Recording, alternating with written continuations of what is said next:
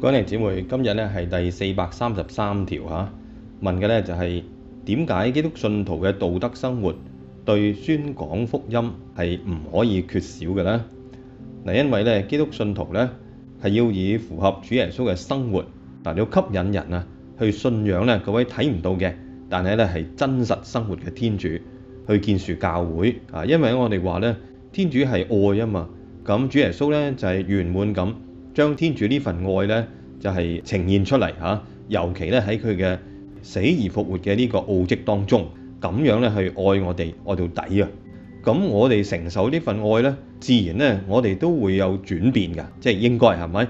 如果我哋冇生活到出嚟咧，即係我哋冇領會到冇俾耶穌嘅愛所轉化咯。嗱，咁所以如果我哋轉化咗咧，自然就生活出嚟啦。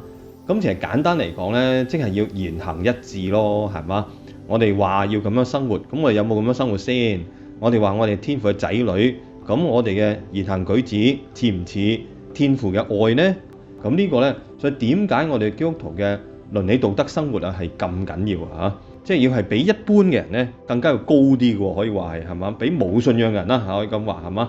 更加要高嘅嗱。譬如講昔日嘅羅馬帝國啦，咁嗰陣時呢就係棄嬰好多嘅嚇，尤其是女仔又或者咧嗰個倫理嘅道德生活家庭生活咧好容易亂倫啦好多即係倫理嘅標準好低嘅嚇，奴隸當中咧亦都成日受虐待嘅，咁唔得平等嘅。咁但係基督徒咧就唔同啦，維護生命啦，尊重生命啦好重視一種愛嘅關係啦。咁對奴隸咧亦都咧係雖然未曾有嗰個成熟嘅程度去廢除呢個奴隸制度，但係咧開始有呢種咧即係尊重他人譬如婚姻裏邊都要尊重女性。嗱，呢啲咪就係一個倫理道德生活嘅轉變提升咯。咁咧就用呢一種嘅福音精神福音價值咧嚟做塑造世界，加速咧天主嘅呢個愛情嘅神國喺地上咧係臨現嘅。咁所以咧我哋嘅言行好緊要㗎。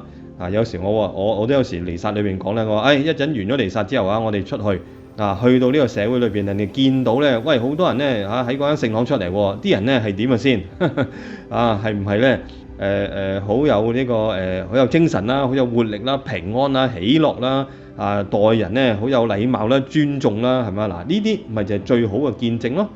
咁所以咧，我哋基督徒嘅道德生活咧，對宣講福音係唔可以缺少㗎嚇。好，咁我哋今日嘅聖經金句咧好簡單嚟自咧馬竇福音嘅5章14節主耶穌對門徒講嘅，亦都對我哋講嘅，你們是世界的光，你們是世界的光咁我哋嘅言行舉止，我哋嘅道德生活係唔係好似光咁樣光照呢個世界呢？我哋大家咧真係要好好反省你們是世界的光，馬竇福音5章14節。